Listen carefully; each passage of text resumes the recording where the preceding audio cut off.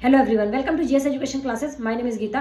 Day 3 topic assimilation accommodation, मतलब समावेशन और समायोजन क्या होता है। इन दोनों ही टर्म में जो है लोग बहुत ज्यादा कंफ्यूज होते हैं। लोगों को ये जो दोनों टर्म है लगभग एक जैसा ही लगता है। तो चलिए इसको समझते हैं, क्योंकि यहाँ से क्वेश्चन जो है बार बार आता है।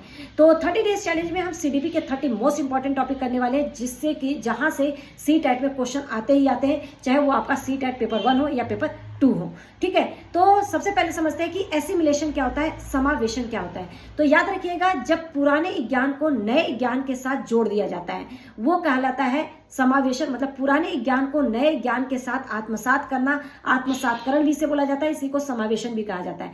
तो ये हमारा क्या हुआ, एसिमिलेशन। एग्जाम्पल के थ्रू समझिए।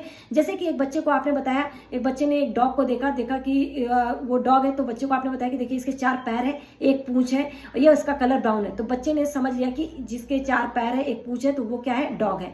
लेकिन नेक्स्ट जो है वो एक बिल्ली को देखता है, तो उसको भी जो है वो क्या कहता है कि ये डॉग है। उसको क्या लगता है कि इसके भी 4 पैर है, एक पूंछ है, ये इसका कलर जो है ब्राउन है, तो ये क्या है, ये भी जो है डॉग है। यहाँ पर पुराने ज्ञान को बच्चे ने नए ज्ञान के साथ जो है जोड़ दिया, उसमें अंतर नहीं कर पाया। तो ये कहलाता है क्या है, समावेशन, एसिमिलेशन। यहीं पर अगर मैं एकोमोडेशन की बात करूं, इसी में जो है समायोजन की बात करूं, तो वो क्या होता है, देखिए पुरानी जानकारी का गलत होना, मतलब नई जानकारी मिलने के बाद पुरानी जानकारी का गलत होना, और उसको पुरानी जानकारी के गलत होने के बाद नई जानकारी के बाद जो है उसको एक सही तरीके से व्यवस्थित करना, वो कहलाता है समायोजन।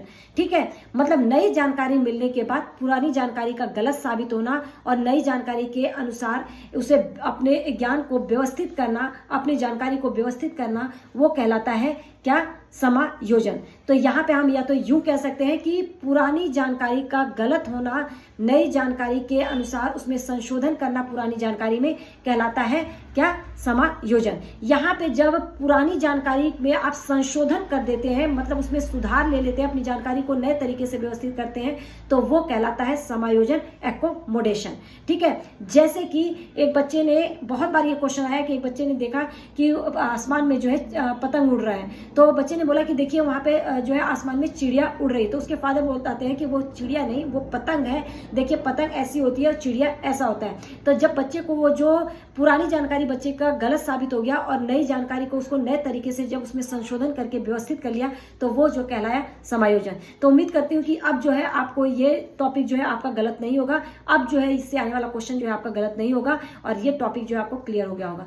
Thanks for watching, all the best. ऐसे ही आगे की वीडियोस के लिए जो है अगर आपको अपना कॉन्सेप्ट क्लियर करना है तो चैनल को सब्सक्राइब कर लीजिए, ताकि आने वाली वीडियो की नोटिफिकेशन आपको टाइम पर मिल सके।